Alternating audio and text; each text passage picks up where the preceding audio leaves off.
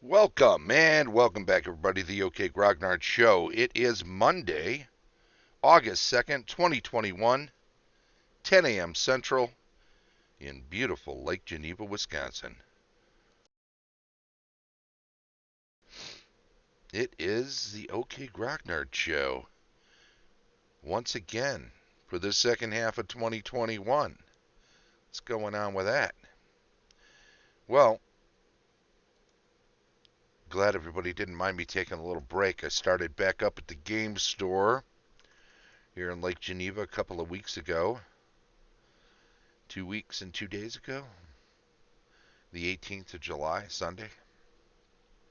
And it's been pretty busy. I know it's not unusual what I was doing, but it was 15 months, 16 months since I'd been there, so there were some things that needed refreshing. There were some things that have changed that I needed to learn anew. So there was definitely plenty of new information and old information that needed to be processed in a rather quick, short time. So, I don't know. It's going pretty well. The store's doing really well, and I'm looking forward to that continuing. It has been for the last couple of weeks. They dropped, Wizards of the Coast dropped a Dungeons and Dragons themed Magic the Gathering set, which is pretty fun for folks that love both, or folks that respect the humble beginnings of Magic the Gathering will agree that it's a good nod to the origins, what gave birth to the progenitor of Magic the Gathering is without a doubt Dungeons and Dragons, as D&D is the progenitor of so many modern tabletop and electronic games. Uh, there aren't many things that don't spring from that source. One could certainly argue, and would be correct to do so, that there are a good number of war games that came before D&D that helped shape what wargaming is like on the tabletop and electronically today. But leaving that aside, if you're talking about modern RPGs, any game where you take on a persona to play through the game, D&D is at its roots, without a doubt, at least as an influence, if there aren't direct comparisons from one to another.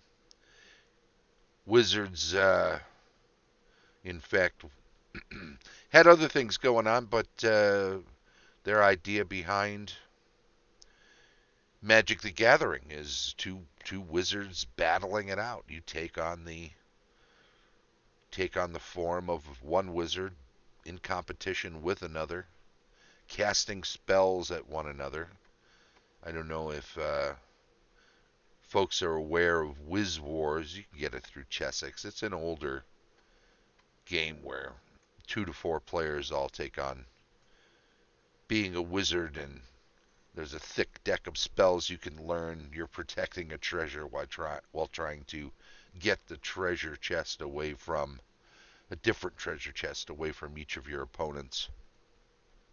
That was a game that we used to play quite regularly when we were gathering to play D&D and we were waiting for the stragglers to get there and we needed something to do. And I think that Magic the Gathering kind of began the same way, as a quick form card game to play for folks mostly who were Dungeons and Dragons players. That's where they got their inspiration for a lot of what is in Magic the Gathering. It has grown, of course, since then and become its own thing. But if you're unaware of its connection, there you go. And it's wonderful, I'll tell you, working in a game store in Lake Geneva that both expands on the fun that can be had with modern games as well as recognizes its roots here in this town and the birthplace of Dungeons and Dragons. So that is the long answer to how's it going at the store. A lot of stuff to do there. Coming up, working on a number of things. Games Workshop this weekend, this coming week, will be a big project upgrading how we're handling the inventory and the stock, making sure that we stay uh, on top of what we have available, even as we continue to be busy in all sectors of gaming at the store. It's just been booming since the reopen. So a lot of stuff has been kind of shorthanded best as everyone can. Good morning, Misty. Thanks for popping in. Good to have you. And if you're coming through town, we had a lot of people come through town this weekend, visiting, making the pilgrimage. They were hitting up Gary's Stone down by the lake.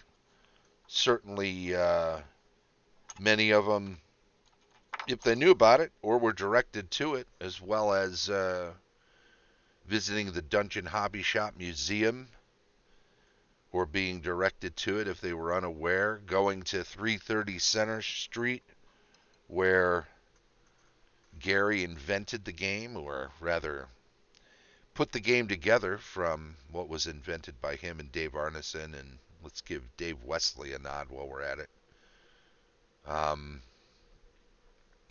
Being informed about Kilwin's Chocolates being the second Dungeon Hobby Shop.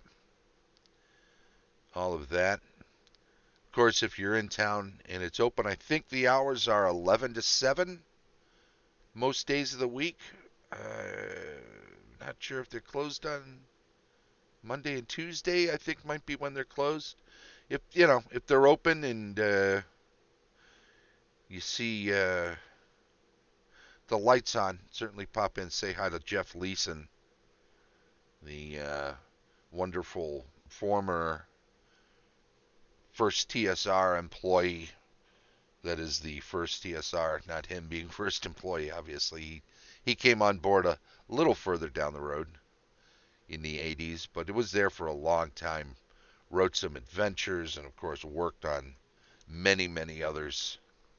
He's a great guy, and you ought to stop in and say hello, even as you get a gander at all their amazing artifacts from the early days of TSR and the early days of gaming. A great many things in that museum to see. An amazingly well put together display there.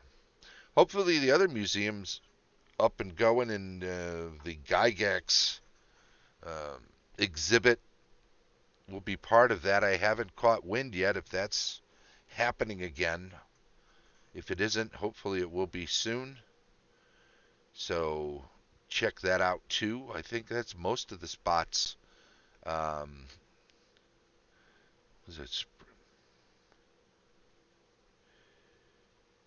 Yeah, that's about it. Well, there's the big TSR location up on. Oh God, I'm gonna butcher it. Spring Hill? No, it's not. What's the name of the?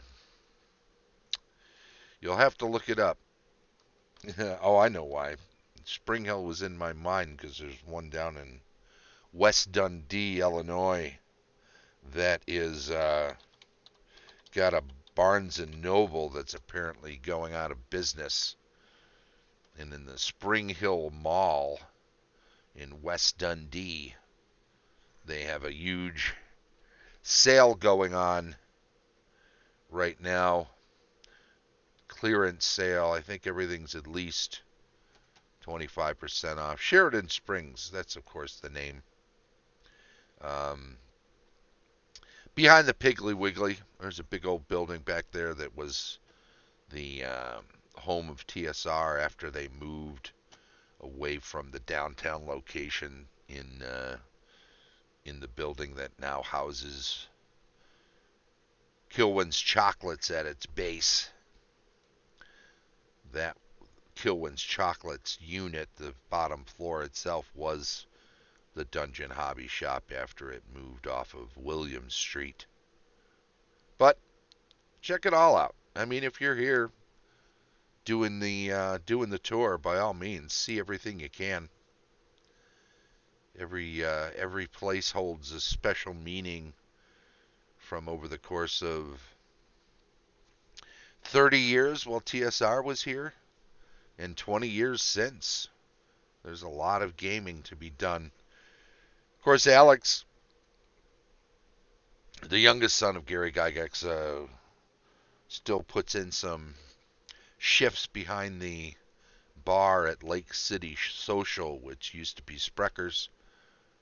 So if you're down across from the gazebo at the end of the Cove Hotel, find yourself in need of a root beer, they still have Sprecker's root beer. Or a spotted cow while you're in Wisconsin, by all means. Pop in there on a Monday or a Friday at the very least. I think sometimes he's in there on a Wednesday, though I'm not sure if that's constant. But by all means, check that out. Hey, you like the new placard for the intro?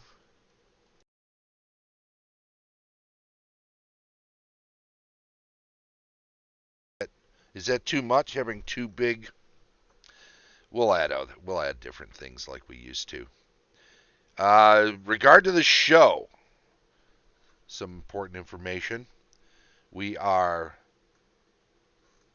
cutting back to just one show a week on Monday with all the duties at the game store. I need to trim that back just a touch, and that means just doing Monday show. So look for us here, 10 a.m. each week at this time in this place. Same baddie time, same baddie channel. We'll be here. We'll record the show. We'll put in our half hour. We'll do it about anything. We won't divide the show up into any kind of a theme like in-game or out-of-game like we're doing in the first half of the year. We'll keep doing Mondays through early mid-December and take that winter hiatus that we do and then come back in January. So that'll be the OK Grognard show going forward. I think there's a lot of things I want to cover in the second half, including a more in-depth look at certain sections of both the Dungeoneer Survival Guide and the Wilderness Survival Guide. I think we can have some fun doing a look at my personal take on certain monsters from the Monster Manual. Not all of them. I don't use all of them verbatim out of the Monster Manual. There are some adjustments I tend to make them a little less predictable to players that have gamed for a long time or are overly familiar with the rules. Sometimes when you use a creature that a lot of your players are already familiar with, sometimes it's fun to switch it up. Sometimes it's just fun to intimate that you have made some adjustments to it or changed it in some way. Just keeps them on their toes while still being able to use those creatures in a traditional way, which makes it fun and easy for both of you until they get uneasy. What else? I think there'll be sections of the player's handbook I'm going to want to look at, including particular spells. I know when I was doing that series of 4 videos on the DMG, the Dungeon Master's Guide sections, and this is all first edition if you don't already know. The Dungeon Master's Guide section on spell explanations, which is a deep dive on those. Sup there, Rick? Good to see you, buddy. The um, the big thing for me was uh, reimagining some of those in new ways once I had those explanations. Not that I was using the spells incorrectly necessarily, because there's no incorrect way to have fun. But obviously, they put those additional spell explanations in the Dungeon Master's Guide because they felt that people were reading the text that was in the player's handbook for individual spells interpreting it in a broader way than they felt was necessarily balanced within the game, or uh, they were looking forward to and beginning to have tournaments. I know I went to several in early Gen Cons, and one thing, at least for tournament play, is if you're gathering a bunch of DMs from different parts who are experienced DMs to come and run a tournament for you at a convention. Let's say you get a couple of dozen from all over the United States and maybe from England and Germany and France and a few other places, where Spain, Italy, where Dungeons and Dragons was published early on, uh, outside of the U.S. You get all of these people. They come in. Well, I've got so many years of DMing experience. I can help you run your tournament. You get them all together. You find out every one of them uses invisibility in slightly various ways, but you've got to run a tournament with a bunch of players also from all over the place, and it's got to be consistently adjudicated so you can decide on a winning team and give them prizes. When you have rules for a game that are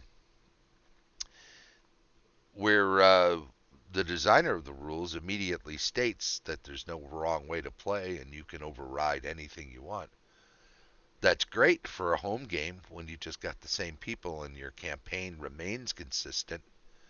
But running a tournament with those kind of parameters, uh, leaving a lot of stuff up to the interpretation at the table, you got to get 5, 6, a bunch of different interpretations, and that doesn't work well for tournaments and fairness. So some of those explanations in the DMG, I think, sprung from Gary hearing, and others, Tim Kask and others, hearing about how other people interpreted what was written for those spells in the player's handbook, and then running with what they thought was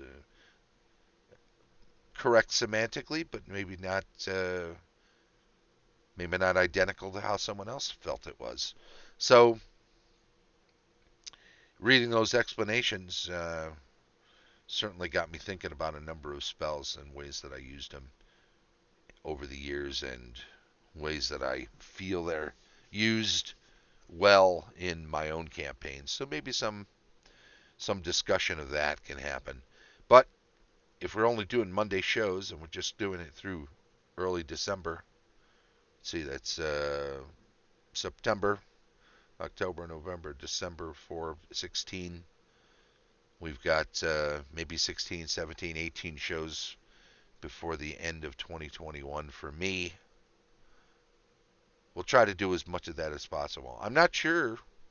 I don't feel at this point, I never feel like things are going to change, but I don't feel at this point like after the winter break, after the winter hiatus, when I come back in January, I don't feel like the show will change fundamentally. I also might try to do some remote shows. I may do a few a few from spots around town. So I think that might be fun. Whether I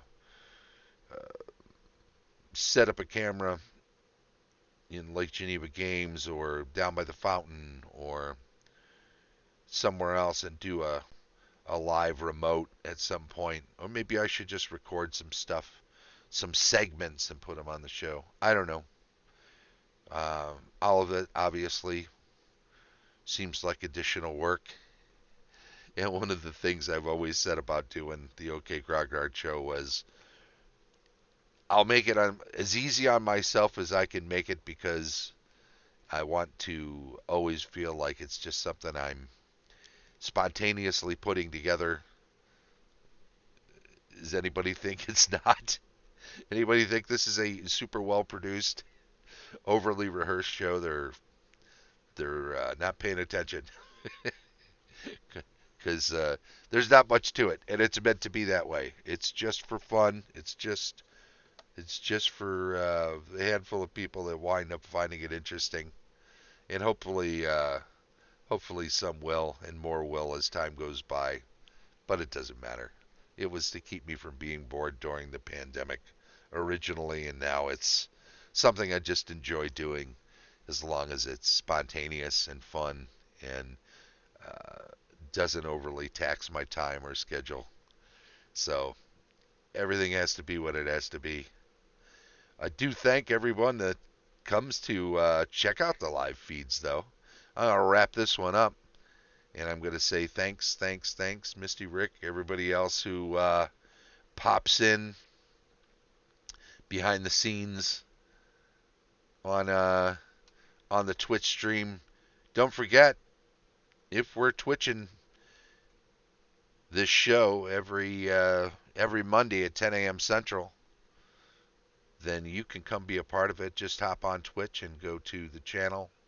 Links are all over the place, and you can join us. Rick'll see me at 6 o'clock at Lake Geneva Games for the draft tonight. That's 6 o'clock, which is usually soon after 6 o'clock at Lake Geneva Games. We'll be doing a draft tonight. I think next week it's going to be a two-headed giant situation, so more about that online and at the store, so make sure you check that out when you get a chance. But do, by all means, come to the Twitch channel, see a live stream, follow the show on Twitch, hop into the chat while you're there and say hello. It will be greatly appreciated. I should also say that you definitely want to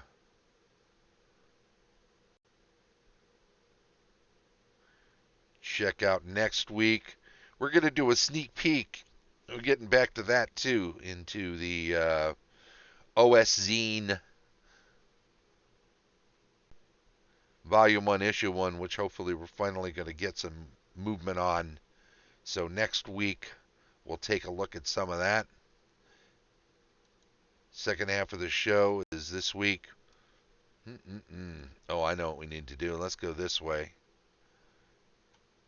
and just say, hey, thanks, everybody. Don't forget, once we're done the show here on Twitch, we upload it over to YouTube. Put it up there immediately, but if you are checking this out on the YouTube channel, please, by all means, subscribe to that channel. Click the little bell so that you get notifications anytime there's an update to the show or a new upload. And, yeah, give us a thumbs up. Any videos you watch and enjoy, we'd appreciate that. Feel free to make comments if you have some constructive criticism or comment on the subject of a show. Just want to be a part of the conversation. By all means, please do that. Thank you very much once again. This has been the OK Grognard Show from beautiful Lake Geneva, Wisconsin. Bye-bye.